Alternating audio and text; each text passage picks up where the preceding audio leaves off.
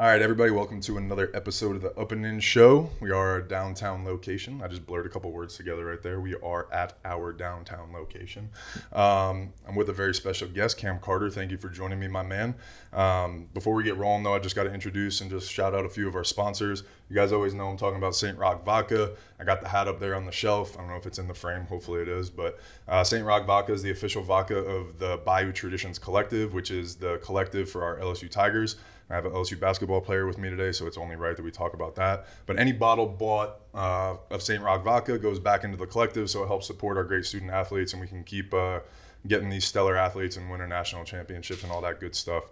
And also got to shout out Fresh Chef Kitchen here in Baton Rouge. It's a meal prep company, but they do all kinds of stuff too. They do family style stuff. You can buy it in bulk, but you can get individual meals. You can stop by their location on Airline and pick up one meal, and then they have subscription models as well.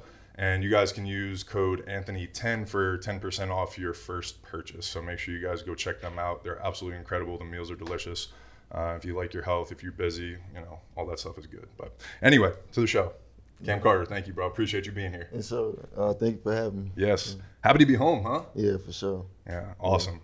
Well, if you don't mind, why don't you give our listeners just a quick 1 minute rundown, who you are, what you do, that kind of stuff. All right. I'm Cam Carter. As y'all know, I'm from here. I started my college career at Mississippi State, and then I spent 2 years in Kansas State, and then now I'm back home for my senior season. I'm from Donaldsonville, a little small town, right outside of Gonzales. Once you cross the bridge, we on that side. Hell yeah, let's go. Well, happy to have you back. Like I was saying, man, I'm excited.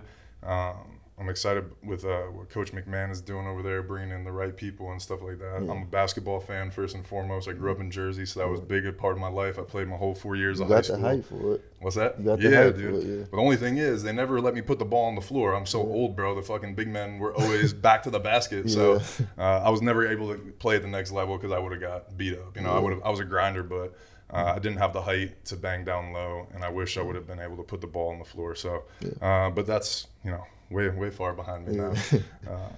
So I'm a basketball fan first and foremost. I love when our basketball team is good here. So I'm excited that, you're transferring in, you're coming back home. Was doing a little digging on you a little bit. So you went to we're going to talk about your whole life, but I'm excited to talk about Oak Hill Academy, bro. That's fucking legendary, man. Yeah, it is. Yeah. So what was the decision like to be able to, to go there? Because obviously you grew up in Louisiana, but then to have the opportunity to go there. Yeah. Talk to me what that was like. So my senior year, I was supposed to go to Madison Prep, right down the street. I was supposed to go there, but, they was telling me I was going to be ineligible. So I was like, I really don't have a choice but to go prep. And then around this time, like we were moving and stuff, like to Baton Rouge, and this was like September, early September. So I didn't start school till like late September. Oh my God. So I started out at Putnam Science. It's another prep school. And then two guys left Oak Hill, and it opened the door for me to go. No way. Yeah. Damn, that's awesome. So how does that, so prep school is kind of like recruiting, right? Like exactly like that. Like they got to have roster spots, all that kind of stuff. Huh? Yeah, so my junior year film, it looked pretty good. So I was probably able to go anywhere. Got you. Yeah. That was big by me growing up. I mean, and especially I was young in high school. So we talked, now granted, I just got better at baseball, so basketball is kind of out of the question, but it was kind of like the route that I was thinking about going. St. Benedict's Prep was huge up there, J.R. Smith, and that's where Danny Hurley actually coached for a long time, coaches at UConn now. Okay. So he started at St. Benedict's Prep. His dad, Bob Hurley, was at St. Anthony's, which was a school in our state district and everything. So I'm familiar with the prep school world. That's absolutely crazy, though. Yeah, until you get there. Like, it sound all beautiful and all that, but it's really a grind out there. Like, it's nothing to do but play basketball. That's it. Then I went to it's just COVID a factory. Yeah, bro. I went to COVID year.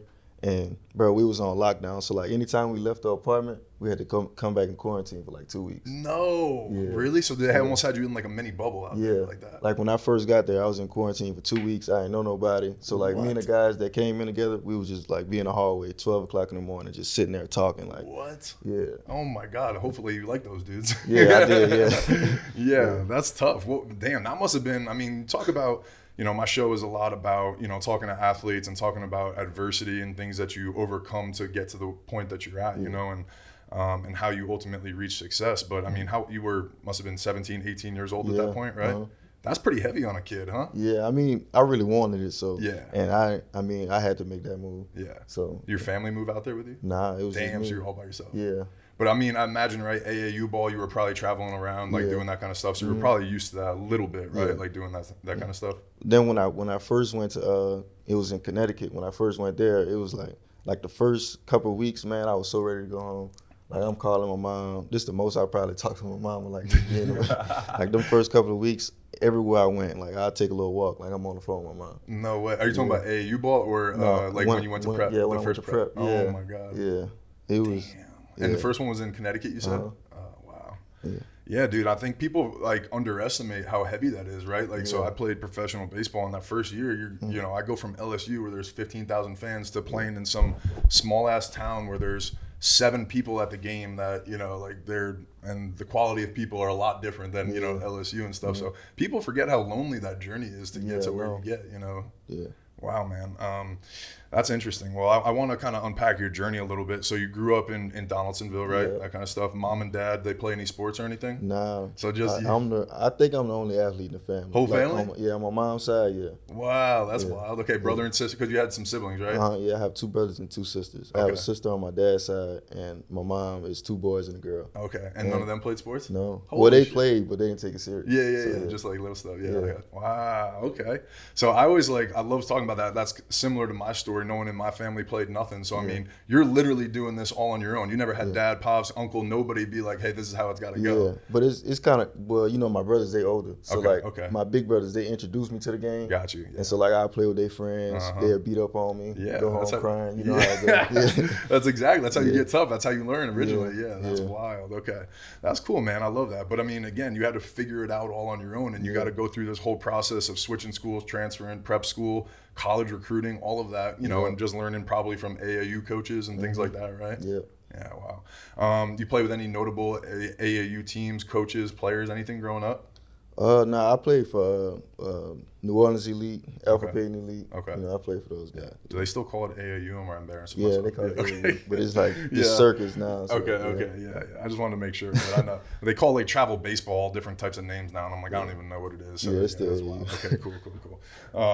All right, so talk to me now. I read in your bio a little bit that you had some options to go to different schools. Now, I know you went to Mississippi State out of high school, right? So, well, actually, let's talk about Oak Hill Academy first, because as a kid from Jersey that grew up playing basketball and loving basketball, that was like a dream to get recruited by Oak Hill and go to Oak Hill. So, talk to me about what that was experiences like. Obviously, you said it was during COVID, so it was a little bit unique, but it's just basketball all the time, huh? Yeah, for sure. So when I got into Oak Hill, I don't know if you know these guys, but Zion Cruz and Dior Johnson. Yeah. So those 2, they left, and then they brought in like 3 more of us, to fill in those spots. Yeah. And at the end of my senior year, I really didn't have the offers that I wanted. I had mid-majors, but I'm thinking to myself, I'm a high major guy.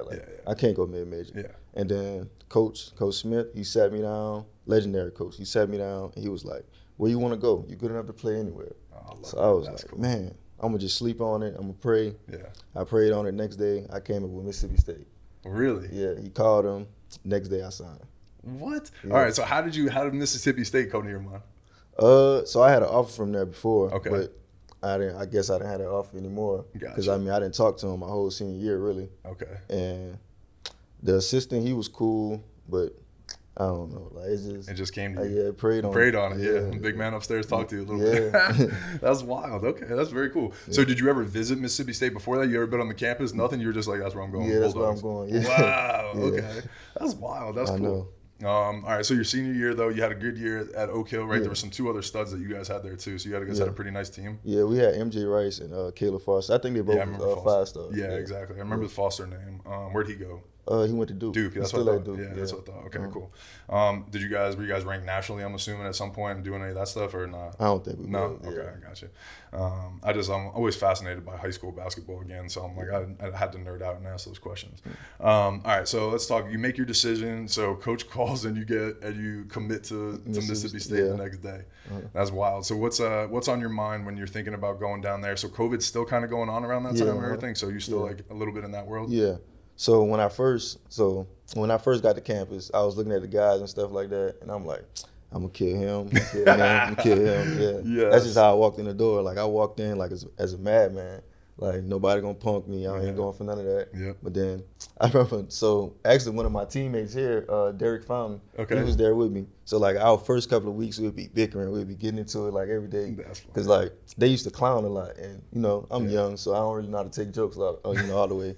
So like we in the locker room, we get to wrestling, we start fighting a little bit. And then, shoot, after that, we was like best friends. No, like a real fight? Like, actually, that's wild. Where is he from originally? Mississippi. Oh, okay, that's funny. Was he older than you? Yeah, he a year older than me. Okay, that's funny. Yeah, that's wild. So he's giving you shit, and you're like, no, man, that's it. I ain't going, Yeah.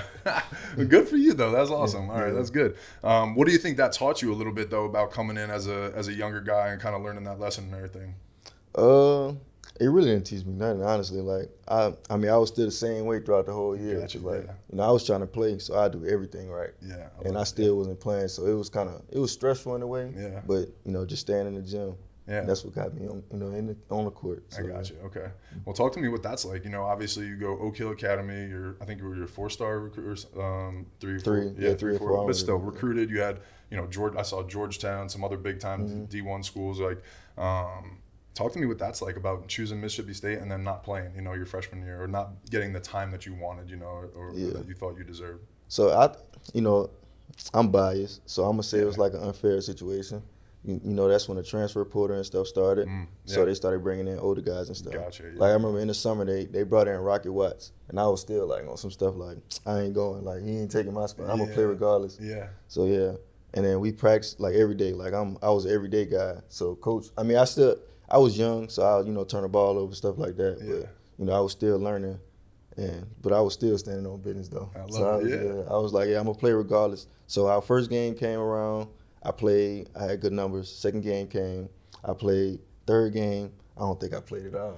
Damn, really? Yeah, it was crazy. Yeah. And you played well the first 2 games. Yeah, I played well. Yeah. So what's going through your mind then? Like, what the fuck's going on? Like, why am I here? Like, that thing? I mean, so I had a GA there. He is my mentor now. Oh, okay, so cool. he was big. He had my back through the whole time. He was like, man, you're just a freshman, bro. You gonna play, your time coming. You know that talk. Yeah. So he was always in my ear. He kept me in the gym, working out every day. You know, even when I wanted to quit basketball, like it's weekends, I'm driving home, like damn. I'm tired of this. Yeah, like, really. Yeah. But man, you're not going home no more, man. We get in the gym, like stuff like that. I love that. Yeah. Damn, that's awesome. And nowadays he's your mentor. Yeah, you my guys mentor. still tight? Yeah. Where's he at now? I honestly don't know. But gotcha. But you and him are he's just coaching tight. though. Yeah. And he just helps you with everything, just mental stuff, kind of that everything. Yeah. Man, I love that. No, I get that, man. And I was a kid from Jersey, so I came from Jersey down to Louisiana. I was real far away from home. I got hurt, had some injuries, so I wasn't doing my thing either. And I remember what that's like. And I remember I wanted to go home for Thanksgiving. And my mom answered the phone. She was so excited. She was like, I hadn't seen you in 3 months. Yeah, I'll book your flight right now. So hang up the phone. Then my dad calls back. He goes, you're not coming home. And I was like, what? He's like, no, you got to man up. He's like, you wanted to go down to school. He's like, you're staying down there. He was like, figure it out. Go find somewhere for Thanksgiving. And I was like, I remember crying, like literally 17-year-old kid fucking crying in the closet. I'm like, why can't I go home? Like, I don't get it. So like, I understand where that, that comes from and everything, man. And so you said kind of your therapy, the way that you kind of rebounded was just getting in the gym. Huh? Yeah. I love that. Yeah, that's therapy for sure. Absolutely. Yeah. Even when you missing, you like, man, I gotta end on the miss, on the make all day. Absolutely. Sometimes, dude, I told you I love basketball. Sometimes that's my therapy. I'll just go shoot free throws sometimes. Yeah, it's just my thing. Yeah. Oh man, I love that. All right, so what do you think about your game was missing, and what were you learning about yourself at that time that you thought you had to do to kind of get on the court and get more minutes?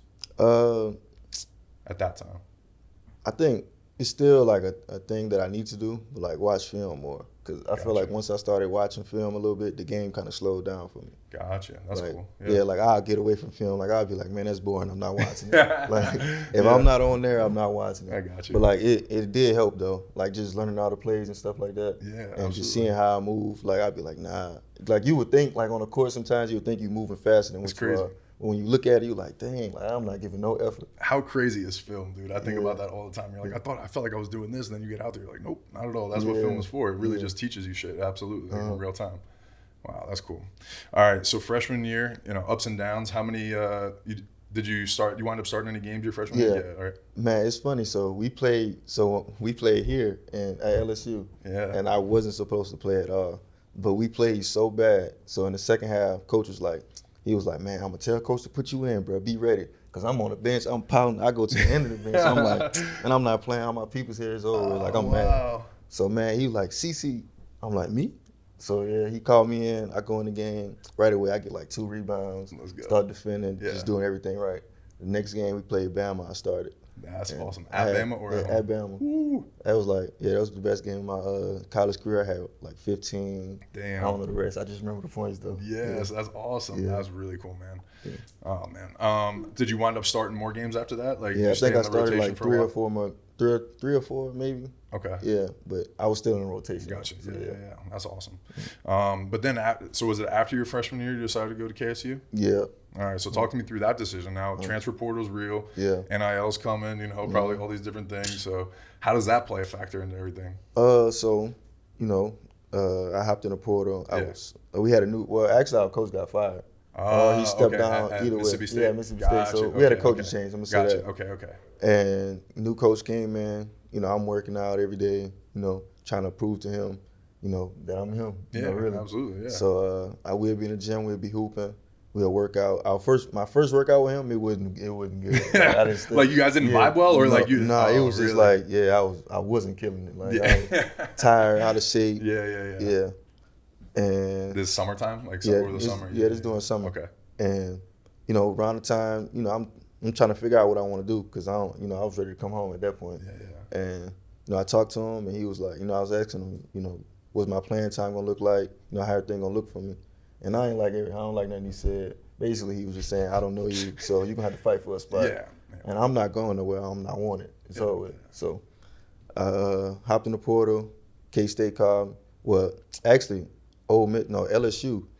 He was a coach at Ole Miss, Coach Hamilton. He was at Ole Miss. Okay. He offered me my junior year, and he was at LSU. And my final 2 was LSU and K-State. Okay. I went to K-State. Yeah. And damn. So you chose K-State over LSU. Wow. But it's funny because we went to the Elite 8. I know. I remember. Who was the point guard that you guys had? Marquise. Yeah, bro. He was crazy. Yeah, he was crazy that tournament. Yeah. Best point guard I ever seen in my life. He was unbelievable. Yeah. Where's he at now? He with the Raptors G League team. Okay. Yeah, dude, he was nice. Yeah. He was a shorter dude too, right? Yeah, he's short. Yeah, that's crazy. Yeah, I remember that. So what was the Elite 8 like, bro? That must have been wild, huh? We was in New York too. Like it was all great vibes. That's wild. Yeah, that's awesome. And who'd you guys lose to in the Elite 8? Because it was Florida Atlantic. Oh, that's right. I knew it was something. They were hot. They were playing crazy, right? Yeah, bro. It's kind of. I mean, we could put the loss on so many like small things, but like part of it like was like killed the game. So it was me and Naquan Tomlin. Yeah. We had the free throw line and his dude. Like so, we on defense. Yeah. And dude shooting the free throw, and he just went. I don't know where he went, but he got the offensive rebound. And me and Quan, we looked at each other like, what just? But like we mid game though, we still gotta go, and it's like we down maybe 2 or 3. Yeah. Man, yeah. So that kind of killed the game. Wild. Yeah. And dude, it's like that though, like when teams have momentum and they're playing so well, like that team was crazy hot. That they went to the championship game, right? Like they went to Final Four. Yeah. Okay. But dude, that's crazy when a team's playing like that. I remember they were on like a wild win streak too, or something. They do those little things like that. Like you're like, how did that just happen? And then it just piles on. It's wild. Yeah. Like throughout the whole tournament, we like, God, we won a God favors. Like, and then I thought we was gonna have a Cinderella story. Me too. I mean, we still came out on top, really. Absolutely. But, yeah. No, you guys had a great year, and like I said, you guys were fun to watch. Like who'd you guys play in the Sweet 16? It was. Do you remember? Michigan State. Yes, exactly. And that was like an NBA. That was probably the most fun I ever had. That was one of the best games ever. I'm a huge Izzo fan, so like I just like watching his teams every year, and I was like just watching that game going back and forth. That was a crazy ass game. Yeah, I remember that. Wow. That was really cool. I ain't miss a shot in that game, so let's go. Yeah, that's probably one of your most favorite memorable games ever. Yeah, that's awesome. Was that in New York too? Yeah, it was in New York, Madison Square. Oh my God, that's awesome. Was that your first time ever playing at MSG? Yeah, for sure. My first time seeing it. Everybody was in there. Like when we was in there, like I didn't feel like the awe moment. Like I didn't have that. Like when we worked out in there, I didn't get it until like the game started. I started seeing the game, the seats fill up. I'm like, that's crazy. I'm getting the chills. Oh my God, dude, I love that. I literally got chills. Growing up in Jersey, going to Knicks games. I went more Nets games in Continental Airlines Arena. I'm dating myself again, but I was more of a Nets fan and when there was the New Jersey Nets. Mm-hmm. But still, going to MSG, like it's just the ultimate. I went there for a Christmas game 2 or 3 years ago or whatever with Joel Embiid, and dude, that's legendary, dude. That's awesome. So good for you, man. I love hearing those stories. What other legendary places you played at? Was that the biggest one you've ever played at so far? Yeah. That's cool. Yeah, it is. All right, good. Well, let's change that this year and get to some big venues with LSU. Yeah, we're getting to the Final Four this year. I love it. Let's go. So you like your squad this year? Yeah, I love them. That's cool. Yeah. So are you guys working out right now? You guys doing stuff and getting ready for summertime, or is it not because the semester's still ending? Yeah, the semester's still ending, so, I can't really work out with them yet. Gotcha. So you're just on your individuals and all that stuff and everything, working out one-on-one or whatever. Yeah, all that. But you met a lot of your teammates and things like that? Yeah, I already knew, like, a couple of them already, so it feel like home, home, and I have, friends on the team. And the other guys that they hang with, they super cool. That's cool. That's really cool. How many, we have a bunch of other transfers coming in this year? I don't know how many we have coming in, but, I keep in touch with them. That's cool. All right, good. You're going to be a main part. You got to be a main part of the squad, right? Let's go. Yeah, I know. Come on. All right, so talk to me about that decision now, because obviously you chose K-State over LSU, one time, but then how does that work now transferring to LSU? What made you want to kind of enter the portal again? It was more of a growth thing. Like, I felt like if I'd have stayed at K-State, I would have just been a great college basketball player. Gotcha. Not a pro. Wow. Yeah, and my coach had, not to, shade on him, but no. he didn't see me as that. Really? So, yeah. Oh, good for you, bro. Yeah. Fuck that. Let's go. Yeah. I love it. No, I'm serious. Yeah, that's good. Yeah. So Yeah. McMahon kind of like he sees that in you, and so he that's what you want to do. I love that, man. That's awesome. So how does that work? He calls you and he's like, "Hey, man, I see you at the next level. This is how we're gonna get there. Yeah. This is what you're gonna do. That kind of stuff." Yep. That's Wow. exactly that. I love it. Yeah, that's awesome, man. I think people underestimate too how much confidence plays in a player too. So I'm like jacked up. You had good numbers at K-State last year. You know what I'm saying? So like, I mean, if you got some confidence like that with a coach that wants you to play at the next level, that's going to be a lot of fun. I know. Then it was like more so like I feel like sometimes during the season I feel like coach didn't have confidence in me. Really? So that kind of like drove me to like show him like, boy, I do this. Like, exactly. I'm in. Let's go. Yeah. I love it. All right. So obviously you got the physical tools, 6'3", you're long, you can play at the next level. What do you think is your biggest thing that you need to do to become that, draft pick and play at the next level and be an NBA player? I don't know. I think I know for sure I need to separate myself, but, just being more consistent. Consistency, yeah. I say that all the time with people. I'm like, the difference, in major league pitching and stuff like that, there's 33 starts. The difference between like a major leaguer, Hall of Famer, and a guy that goes up and down to the minor leagues is literally just consistency, is being able to do it and repeat it day in and day out and stuff like that. That's awesome. Good. What are you majoring in school? Human science and development. Okay, nice. What do you like to do outside the court? I'm boring. I'll probably just watch TV. Who cares? You're a basketball player, bro. You're here for one thing. What? Yeah, Video? I play the game, And that's it? But I don't even play the game like that, so. I love it, yeah. You play video games or anything? Yeah, like PS5. PS5, yeah. You play 2K? Yeah, that's all I play. All right, let's go. Yeah. I'm looking at mine because I've been challenging her. She's afraid to get on the sticks with me. She works at my shop with me. What? Damn, all right. We got to talk to you about we have a grand reopening at my collectible shop. Maybe if you're around this Saturday, we'll have you over and we'll do something. I've been wanting to have like a LSU basketball player. I think it would be super dope. If you see my shop, it's cool. I've always wanted to have a basketball player that plays 2K, that plays like video games and stuff, maybe interact with some of the fans and maybe they get to know you a little bit and stuff, have a little homecoming thing for you. Yeah. That would be cool. What about NIL stuff? Was that a factor in your decision at all coming to LSU? Nah, it wasn't. So like our first phone calls, even on my visit when I came, like I didn't even talk about NIL because it was like position over possession for me. Like I really, wherever I went, I want to go so they can, help me get to that next level. Oh, I love it. Yeah. So I mean, now, we talked about NIL a little bit now. Yeah. But yeah. All right. Well, we're gonna have to do some sort of deal together. That'll be cool. For I'd sure. love to have you at the shop, get some autographs, do something like that, and just sell them in the shop. But put a little bit of money in your pocket so you can go have some fun and do some things when you do something outside the court, or take care of the family a little bit. Who's closest to you and your family? My family, they my best friends. There's your people. That's awesome. They're your people. Yeah, I have, friends outside of them, but I'm closest to my family. That's awesome. Yeah. Closer to mom or dad? Mom. Yeah, I'm a mom's boy. Yeah, that's good. That's She'll come up here right now. Right? Yeah, that's awesome. She's going to be at every game this year? Yeah. That's cool. Yeah. All right, well, maybe we'll make some T-shirts for you or something like that this year, because that way we get your family wearing your clothes and stuff in the stands. That would be cool. Yeah.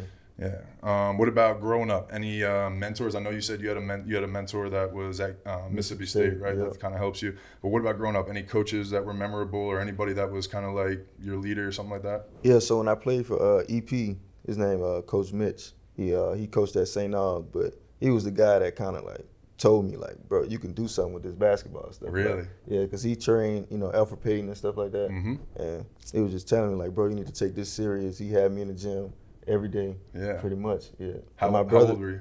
I was like 15, 16. That's a big time. Yeah. Right there. Yeah. Wow.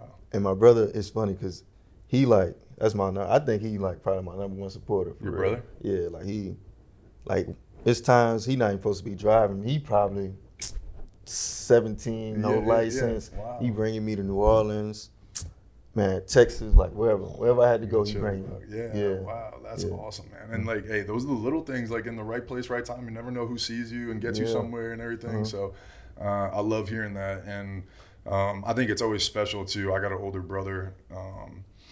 From he has a different mom than me, but we're always tight growing up, and he had a different whole different like upbringing than me, like not the same resources, things like that. And my brother is my biggest fan, dude, and he has all the right to be salty, jealous, like all that kind of shit. Yeah. So I do like hearing when older brothers are like, yo, bro, this is your thing, let's go, I got you, like I'm supporting you and things like that, right? So that's really cool to hear. I love hearing that. Yeah, then my brother, he in the coaching now, so I try to support him as much as I can. That's cool. Where's he coaching? He coaches AAU right now. Nice, that's cool. Hell yeah.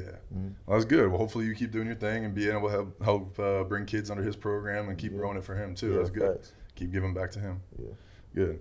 All right. So when basketball, because eventually it's gonna end, at some point. I'm sure you don't think about it at your age, because I didn't think about it at your age and everything. But what would you want to do outside of basketball for the rest of your life or something like that? Do you have any other ideas about stuff?